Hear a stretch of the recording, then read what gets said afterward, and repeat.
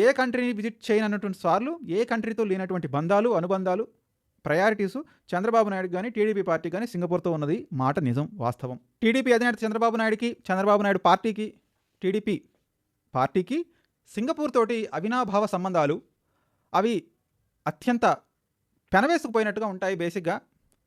Just ఎంతో ముందొద్దు ఈ 2 సంవత్సరాల నుంచి 2024లో గవర్నమెంట్ ఫామ్ అయిన కాడి నుంచి టీడీపీకి చెందిన నాయకులు ఎన్నిసార్లు సింగపూర్‌ని విజిట్ చేశారో మనం జస్ట్ ఆ లెక్కలు తీసుకుంటే అర్థమైపోద్ది.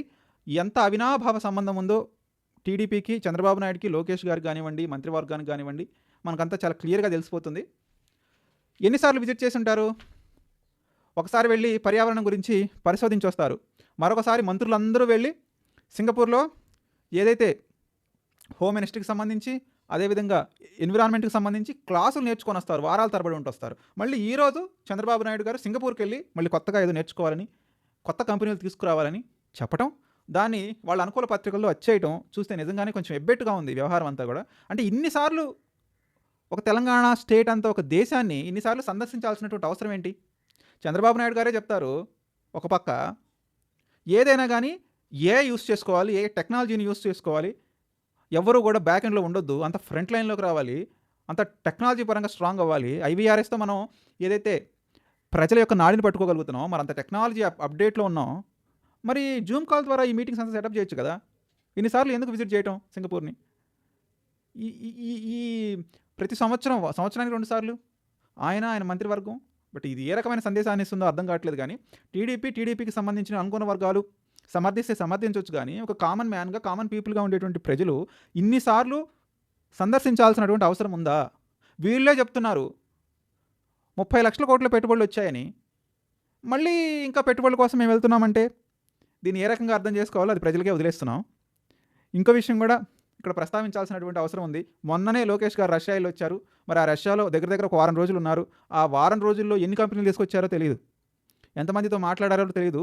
ఇంతకుముందు అనుకూల పత్రికలు, అనుకూల ఛానల్స్ కూడా పుంకానుగా వార్తలు అయితే రాసాయి. ఈ కంపెనీ వచ్చింది, ఆ కంపెనీ వచ్చింది, ఇది తీసుకొచ్చారు, అది తీసుకొచ్చారు అని. బట్ ఎందుకో ఈ మధ్య అది కూడా తగ్గించేశారు. అంటే జనాలు కూడా విసుగుట్టినట్టుంది. ఎందుకంటే వీళ్ళు చెప్తుంది ఒకటి, అక్కడ గ్రౌండింగ్ జరుగుతుంది ఒకటి కదా.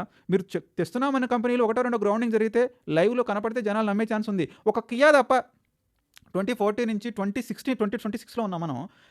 ఏదైతే ఈ 12 సంవత్సరాల కాలంలో 7 సంవత్సరాలు చంద్రబాబు నాయుడు ఆయన పార్టీ ముఖ్యమంత్రిగా ఉంది. మరి ఈ 7 సంవత్సరాల కాలంలో ఒక కియా తప్ప చెప్పుకోదగ్గ పరిశ్రమ ఏమైనా ఏపీలో నెలకొల్పారా? Straight question. ఎందుకు నెలకొల్పలేకపోయారు? సరే, గూగుల్ని తీసి పక్కన పెడదాం. ఎందుకు నెలకొల్పలేకపోయారు? ఎన్నో చెప్తున్నారు కదా, జాకీ కంపెనీ అని, అదని, ఇదని, పేపర్ మిల్ అని. మరి ఎప్పుడు చెప్పినా కియా గురించే చెప్తారు తప్ప సెకండ్ కంపెనీ గురించి ఎందుకు చెప్పరు? సో దాని గురించి సమాధానాలు రావు. ఇప్పుడు అర్థం చేసుకోవాల్సిన విషయం ఏంటంటే, మళ్ళీ సింగపూర్ వెళ్ళారు. ఆ సింగపూర్లో ఇంకొక చెప్పేది ఏంటంటే, ఏదైతే అమరావతి మాస్టర్ ప్లాన్ తయారు చేసినటువంటి సింగపూర్ని రావాలని బతిమలాడుతున్నారు. బట్ వాళ్ళు రావట్లేదు. వాళ్ళని మళ్ళీ బతిమలాడటానికి వెళ్తున్నారు అని చెప్తున్నారు. వాళ్ళు మేము రావు మొర్రో అని చెప్తుంటే వీళ్ళు ఎంత బతిమలాడినా వస్తారా? ఇప్పుడు వైఎస్ఆర్సీపీ, కాంగ్రెస్ పార్టీ వాళ్ళు కానివ్వండి, ప్రతిపక్షాలు కానివ్వండి ప్రశ్నించేది ఏంటంటే, చంద్రబాబుకి సింగపూర్లో బినామీలు ఉన్నారు, సింగపూర్కి ఆస్తులు ఉన్నాయి, ఆ ఆస్తుల్ని చెక్ చేసుకోవడానికి, పరిశీలించడానికి, పరిశోధించడానికి, ఆస్తులను పెంచుకోవడానికి ఇన్నిసార్లు సింగపూర్ విజిట్ చేస్తారని వాళ్ళు నేరుగానే ఆరోపణలు చేస్తూ ఉంటారు. ఇదేదో ఇప్పుడు వచ్చిన ఆరోపణ కాదు, 90s నుంచి ఈ ఆరోపణలు ఉన్నాయి. ఆయనకు హోటల్ ఉన్నాయని, ఆయనకి ఏదో ఆస్తులు ఉన్నాయని చంద్రబాబు నాయుడుకి, వాటిని పెంచుకోవడానికి, చూసుకోవడానికి వెళ్తున్నాడని ఇక వైసీపీ సోషల్ మీడియా లేస్తే ఇదే రకమైన ప్రచారం చేస్తూ ఉంటుంది. ఆయన ఆస్తులంతా సింగపూర్లో ఉన్నాయి కాబట్టి సింగపూర్కి అంత ప్రయారిటీ ఉంటుందని. బట్ ఏదేమైనప్పటికీ మరి ప్రజలు అర్థం చేసుకోవాలి దీన్ని ఏ రకంగా తీసుకుంటారు. ఏదైతే పెట్టుబడులు అనేటువంటి మబ్బులు విడిపోతున్నాయా? నిజంగానే పెట్టుబడుల కోసం పోయాడా? నిజంగానే అమరావతిని డెవలప్ చేయడానికి కంపెనీలు తీసుకురావడం కోసం పోయారా? ఏది ఏమైనప్పటికీ 2 సంవత్సరాల కాలం పూర్తయింది. ఇక మిగిలింది 3 సంవత్సరాలు. ఆ 3 సంవత్సరాలు 2 సంవత్సరాలు మాత్రమే ఉంటుంది. చివరి సంవత్సరం ఎలక్షన్ ఇయర్. ఎలక్షన్లో మీటింగ్లు, ఎలక్షన్ ఎవరైతే క్యాండిడేట్ సెలక్షన్స్ అనే సరిపోతుంది. మిగిలింది 2 సంవత్సరాలు. 2 సంవత్సరాల్లో ఒక సంవత్సరం గడిచిన తర్వాత 2017 నుంచి కూడా హీట్ స్టార్ట్ అవుతుంది ప్రభుత్వానికి. డైరెక్ట్ హీట్ స్టార్ట్ అవుతుంది. ఇక వారే ఉంటుంది ప్రభుత్వానికి, జగన్మోహన్ రెడ్డికి. ఎందుకంటే ఇద్దరికి కూడా టైట్ సిచ్యువేషన్, డెడ్లాక్ సిచ్యువేషన్. 2029లో జగన్మోహన్ రెడ్డి గెలిస్తేనే వైసీపీ పార్టీకి ఊపిరి వస్తుంది.